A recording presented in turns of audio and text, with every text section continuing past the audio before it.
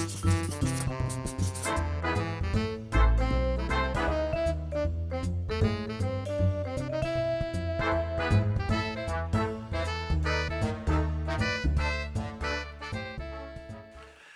this is Dave and welcome to the Table, a series of videos where I review and discuss various board and card games, looking at them from a family perspective. Today, we're going to be taking a look at Sultaniya from Bombix Games, distributed by Asmodee. This one's been designed by Charles Chevalier, and this is a tile-laying game for 1 to 4 players in which you take on the role of a character from 1001 Arabian Nights. So maybe you're going to be Alibaba or Jafar or Aladdin, and you've been tasked to build this grand and victorious palace to impress the Sultan and be elevated to the role of Grand Vizier. Now, each character, you have your own tastes of what you're going to want to build this palace to impress the Sultan, but you're going to be competing with the other players to gather up the resources or the tiles that have these very attractive features that you're going to want. Now you are going to be able to tap into some sapphires to use to hire some genies to help you along the way to achieve your path to victory. So let's take a look at this game, how it's played, and I'll come back and I'll give you my thoughts. Okay, let's take a look at the components here for Sultaniya. I have the game set up for 2 players, but the first thing that you see here down at the bottom, these are the player boards that you're going to be playing with. And here's one I can show it close up, and they are 2-sided. So they have 2 different characters that you can play, and they also have a level on them. Like this one here has a 1 dot, and on the flip side they have 2. And so when you're using these player boards, the rule book kind of gives suggestions for which characters to use for the best game balance. But you can choose to mix and match however you want. Next, there's going to be a number of game tiles that are going to come with the game, and I'm going to show you some of them here. I have them shuffled up, but they are going to be different colors, and they have different features on them. So, and the other thing is too, depending upon the number of players, you're going to use specific tiles. And so this one here, if I'm playing a game with 3 players or more, I'll use these tiles. But they'll have different features on here and different types of things. And these particular ones here, these blue tiles, are considered the doors to the desert. And so that's going to be ones that are going to go along the lower level. On top of that, there's going to be red ones, which are going to be the walls, and then we have these cards that have green on them that are going to be the princely residences, and then finally the golden rooftops. And so I have them all shuffled up and sorted out according to their type, and I have them placed already on the game board.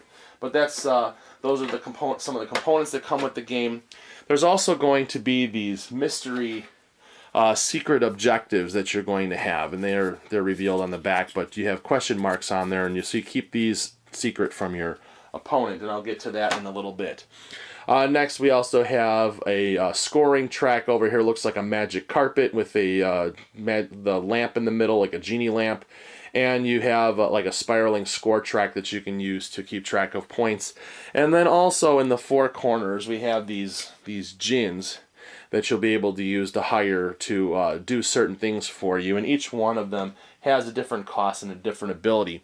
And then finally, over to the side, I have this pile of blue sapphires, and these are going to represent the treasure, and we will be able to collect those to use them to hire these jinns.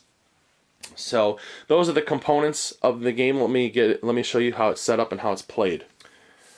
Okay, to get this game set up, the first thing that we're going to do is we're going to determine the number of players that are going to be playing the game, and we will take each of the types of tiles and we will shuffle them up according to how many players. So for example here, these are going to be all the doors to the desert, and these are going to be used for a 1- and 2-player game here. Any of the ones that have a 3 or 4 plus in the corner have been removed. So these have been shuffled up for each type, and I have them sorted here with the doors to the desert, the walls, the princely residences, and the golden rooftops. So they're going to be levels of how we build.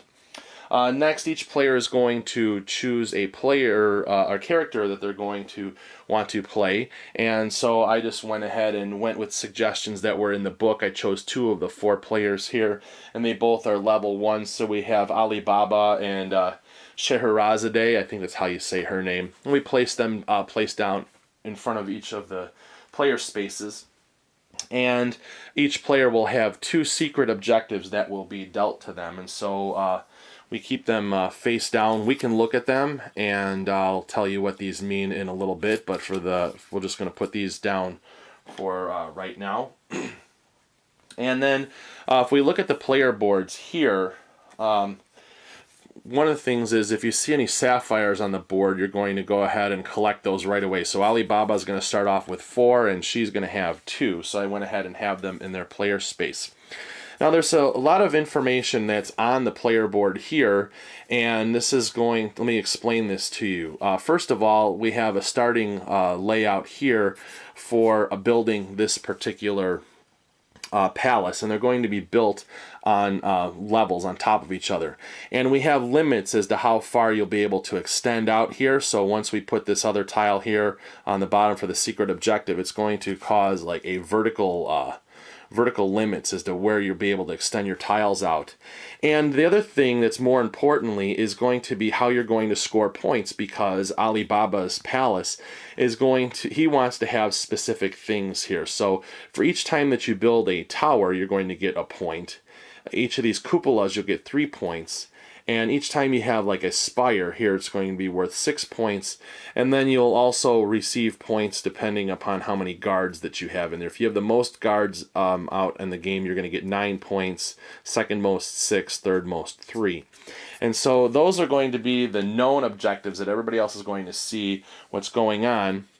And then we're also going to, additionally, we'll gain points equal to each tower that we have. So we're almost going to score twice for these. And the other one that we have, the other objective, secret objective, is going to be for each sapphire that we have, we're going to get a point. So this is actually pretty good for Alibaba. We're going to want to try and gain sapphires through the game. Whereas now Scheherazade, she's going to get a +1 point for each window that we have on her board, 3 points for each garden, 6 points for each spire, and again points for the guards. And so if we look here, she already has 1 window, so we already have 1 point on the board. And Alibaba's sitting really good with his objective for those sapphires. Her objectives here, this is going to be good for her. She's going to get a point for each window that she has, so that's kind of doubling up with her.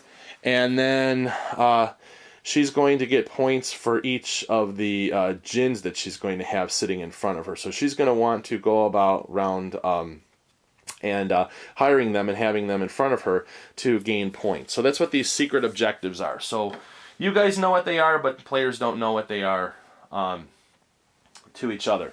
So that's the setup. Let me show you how the game is played. Okay, Alibaba is going to be the first player, and on his turn he can do 3 things. He can reveal and draw a tile, he can choose to hire a jinn, or he can pass and do nothing and take 2 sapphires to add onto his into his treasure. So the first thing that we're going to do here is take a look at the game board, because there's some rules as to how we're going to be able to get these tiles. What we're going to do is we're going to be placing them and building this palace, and they're going to be building next to each other and on top of each other. And there are some rules here, but let's get some tiles to work with, and I'll show you what's going on. So the first thing that I'm going to do here is I'm going to choose to reveal 3 tiles from the doors to the desert. So what I'm going to do is I'm going to reveal the top 3 tiles here. And then once I've done that, I can choose to take a tile from any that have been revealed. Since this is the first turn, these are the only ones that I can choose from. So what I'm going to do is look at my player board, and I'm going to get points for these towers, plus it also has a sapphire, so I'm going to take this particular tile. Now let me show you how this is going to fit on the game board. I have a few different things here, that places that I can fit, and a few different rules. Number 1, the tile has to fit a feature next to it. So I could place this here, and this lines up. We have this continuation here of an artwork. So this will fit here, and these tiles are double-sided. I could flip it over and I could place it like this if I wanted to. If I had chosen this other tile, for example, this one that has the garden on it, I wouldn't be able to place it like this because it doesn't fit. However, if I chose this one, I could flip it over, and now I have a continuing artwork that goes there. So that's going to be one of the rules, how these tiles are going to fit. Not only that, they have to fit with everything surrounding it in order for it to work. But I'm going to choose to take this particular tile, and I will place it down in front of me. And what I'm going to do then is I am going to gain a sapphire here, and I'll place it in front of me, and that will be my turn. And so, and the other player is going to do the same thing now here. For example, if she wanted to, she's going to do something a little bit different. On her turn, she's going to choose to reveal 3 of these red tiles here, which are going to be the walls. And she's looking, and she's going to choose this particular tile here because she's going to get points for her garden. Now let me show you how this is going to work on her game board. Because we already have, because this is basically the next level up, she can place it on the second level as long as half of it's overlapping. However, this does not have the matching artwork. It does on this side here. So we'll go ahead and place this there.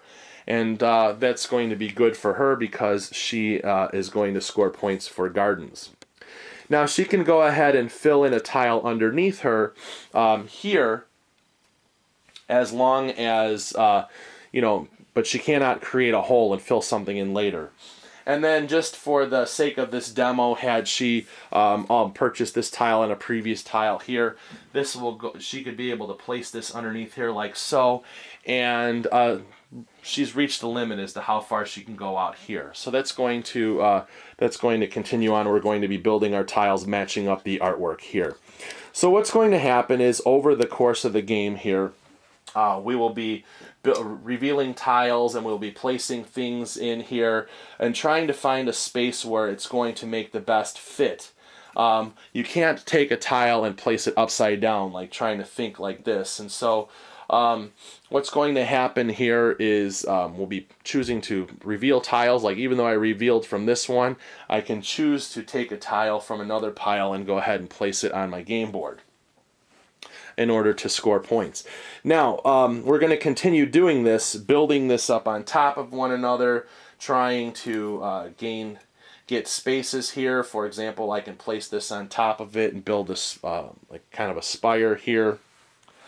And so that's one particular space there that we can do that, and then we'd have to have something else that would fit in underneath it. For example, here. We will be able to do that. We've completed a spire. We'll gain points. There's a guard there. So there's lots of different details that are on these tiles. The other thing that you can do is you can hire these djinns. And so if you do that on your turn, each of them have a different cost and they do a different thing. So for example, if I chose to hire a djinn for 1 sapphire, I pay this to the bank, I'll be able to hire this blue djinn. So what's going to happen is he's going to come down and sit in my player space. I just have him down in front of me, sitting over off to the side of my player board. And what he's going to allow me to do is I'm going to choose a row of tiles, and what I'm going to do is essentially clear those out, put those on the bottom of the pile, and put 3 new ones out. And then I can take an exposed tile from there or from another pile. So essentially, this blue guy is going to allow me to clear out a row and put 3 new tiles down. For 2 sapphires, I can hire the red djinn. And the red djinn is going to allow me to move a tile. So if I have something somewhere in my palace, once it's placed here, it can't move. However, this red djinn is going to allow me to move things around. Maybe I need to switch the order of some things to make something fit better, so I can do that. For 2 djinns, I also can hire the green djinn. And what he's going to allow me to do is build twice on a turn. And so what I can do is I can reveal tiles from 2 different locations, and then I can place 2 tiles on there. So he's pretty powerful, and he can help speed up the game. And then finally, for 3 djinn, for 3 sapphires, I can hire the yellow djinn. And what I could do is I can choose one of these piles here, and I can pick it up, secretly look through the tiles, and put it back, but I cannot change the order. But I can go through here. For example, I wanted to find a specific tile, and so I can look through all of these tiles, and I can find something that I'm looking for. I can choose it and play it. So he's really, really good too. So we're going to continue on doing this until a palace is completely built, meaning you're going to have everything down on the first level here. So you're going to have all of your space here for the doors to the desert. All of the walls will be built, all of the princely residences, and then finally all of the rooftops. And so let me go ahead and show you what that looks like. Okay, fast forwarding through the action here, essentially completed my palace here, and I wanted to show you exactly what I meant by all the artwork here, having things having to fit together. And you have tiles that are overlapping, and so these are slightly off. Let me just slide these over here so that you can see that they all fit. There we go.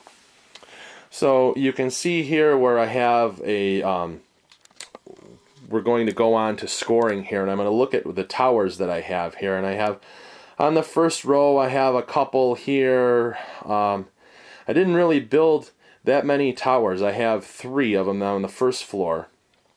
But I do have a lot of cupolas. Here I have 1, 2, 3, 4 cupolas. If you see, I have one up on the roof there.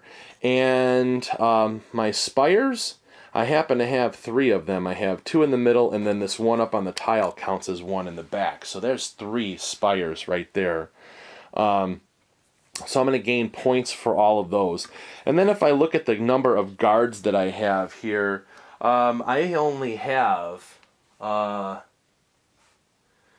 couple of guards. I think I have 1 here, and I don't recall if on this top one over here if I get points for that or not, because there are some guards there, but they don't look exactly like the ones that are supposed to be there. So I have 2 guards here.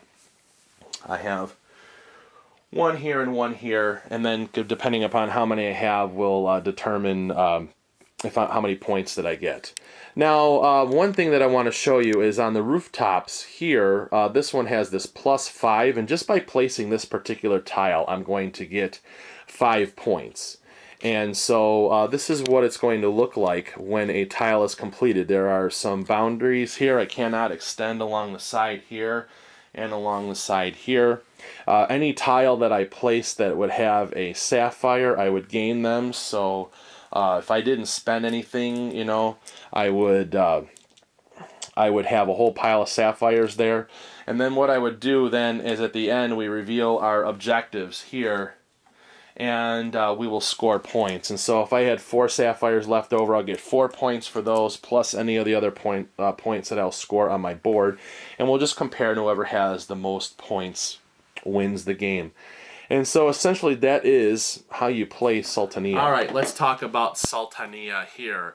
And the first thing that you're going to notice about this game is the artwork, and it is simply stunning. This is one of the nicest looking games to have out when you're playing, because when you have a fully built palace that just looks simply stunning. And so right on the box cover, Xavier Collette is the artist, and so he needs to have the attention brought to him on this beautiful game that he provided the artwork for. And that just overall lends to a great production value for this game that they've put out. You've got really nice sturdy tiles that you're going to be playing with. You've got a nice player board that you're going to be working with. There's no warping or anything like that. If this game's been sitting on my shelf or in my house basically for a few months, it's been sitting just like this. I have no warping issues whatsoever, so that's really good cardboard that they produced with. You've got a nice game board that looks like a magic carpet, you know, and it has plenty of space for you to move your scoring pieces around, as well as having the markings to put all these genies in. And these guys are really, really well made. They're nice plastic, and they've got the magic lamp is painted gold there, and so it's really easy for you to determine that it's coming from a lamp. But they're really nice pieces. They're easy to hold on to, and they stand up well. And then finally, you've got these nice, these good, nice big plastic gems here. These acrylic sapphires that you're going to use during the game. And then even inside the game, you have a really, really nice insert that's going to store everything and keep it ready for you to be up and playing in no time. And speaking of up and playing in no time, this is a very, very well written rule book. There's not a lot to this, to being able to play this game. It's a lighter type game with just a few rules, and so in just a matter of minutes of taking the shrink wrap off this, opening up, looking at the rules, punching out your pieces, you're ready to play. It's just a very, very simple game to get going with. It's a good family game because everybody can get involved with it, because there's not a lot of things that you have to worry about. You only have 3 things that you can do on your turn. You're going to be able to draw, reveal tiles and pick one. You're going to be able to hire a genie to do something, or you're going, if you can't do anything or you don't want to, you just pass your turn, take 2 of these guys, put them in front of you. Now, the neat thing with this game is that each player has specific criteria that they want to have for their palaces. So if we look here, Alibaba has specific things he's looking for, and if we look at Shahryar on the back, he has different things. So each one of these guys is going to give you a different playing experience. And if you look, they're kind of 180 degrees out, so where they're starting off with is going to give you a little bit of a different feel for how you're going to lay out your palace. And each one of them has their own different tastes. For example, Alibaba is going to give you 4 sapphires from the get-go. And so if you look at these, typically the ones that have the 1 dot on the side are going to be easier to play than the ones with 2. And so in the rule book, they recommend playing certain characters for ideal balance. But you can choose to play whichever one that you want, but that's just what's recommended. Now, playing this game, the greatest thing about this is just not picking a tile and slapping it in there, because then this game wouldn't be any fun to play, because you're like, oh, I just want this one, I'm going to put it in, and I'm going to get some points. Having to have matching architecture to fit the pieces in is what makes this game really shine, because there's going to have to be a little bit of thought into what tiles that you're going to want to put in, and it's also going to lend in how you're going to play your turn, because you're going to you can choose to reveal tiles maybe from another stack to give you an idea what to look forward to next turn. So as you're placing tiles, I'm like, well, if I get this one and I place it down, on my next turn, if this one's still available, maybe I can grab this next one and I can place it on top. And it's so there's some planning that you can do that way by revealing your tiles. Of course, if you get stuck, you can hire your djinns if you have the appropriate gemstones, and get them to help you. Now, speaking of the djinns, one thing that I didn't mention during the gameplay was that if you hire them and you end up placing a tile that turn that gives you sapphires, you're not going to get them. They're going to go to the djinn. They're going to take that as payment. So if, for example, you hire the guy who's going to allow you to build twice, and if you choose 2 tiles that are going to give you sapphires, you are not going to get them from either one. He's going to keep them. So keep that in mind when hiring the djinns if you're looking to collect sapphires. You have these hidden objectives, which are really cool. It's going to kind of help you have, a little bit of secrecy so that not all the information is open to your opponents, so that you can kind of do specific things and help you to gain points. However, if you want to make the game a little bit more challenging, one of the variants is to play with these secret objectives face up, so that everything is known to your opponents, and so it can be there can be a little bit of nastiness of which tiles you're going to choose, because maybe there's something out there that's going to be valuable to your opponent that maybe you're going to take it and put it in your palace if it fits. So you've got a little bit of a slight bit of take that to put that in here. Overall, this is a very, very satisfying game. You're matching up architecture. You're building this tremendously awesome looking palace. Got great artwork. Looking at this from a family perspective, the cool thing about this is being able to spatially look at things in your mind and being able to realize, how things fit together. For example, this particular tile here needs to make sure that they're going to have the appropriate tile sitting below it for it to sit on. For example, here, these are the tiles that are below it. So you have to make sure that when you put this on top of it, that they match up and they fit properly. So that's the great thing about this game. And again, it's not just slapping things together. And so it's being able to do that, and then also being able to recognize how to build specific features that require multiple tiles. So this is going to be a good game to teach to children, and being able to realize how things fit together, and being able to look at things and look at little minute details on the tiles. It's not looking at the big picture, but looking at things around the edge as well. So it's a tremendous game for that. This is a lot of fun. This, to me, this is a very relaxing game. This one I just kind of felt when I sat back, it just kind of like, this is nice. I can build this game. I'm not really burning my brain. I'm having some fun. This is something that my wife will enjoy playing. I can play this with my kids. It's just a great game that a family can enjoy. Now, gamers can play this one as well, but it's on the lighter side. But overall, this is a great game. If you're a family just getting into the hobby and you're looking to build your library, this is a great game to use as a nice foundation to get you playing some other ones. So this is Sultaniya. All right, thanks for watching, and if you enjoyed my video, please take the opportunity to subscribe by clicking the button below. If you're interested in more of what I'm doing, you can follow me on Twitter. My Twitter handle is @2TheTableReview. And I'll be posting content there as well. And again, thank you for watching the video. I look forward to talking to you again and sharing another game with you and seeing how it makes it to the table. Bye-bye.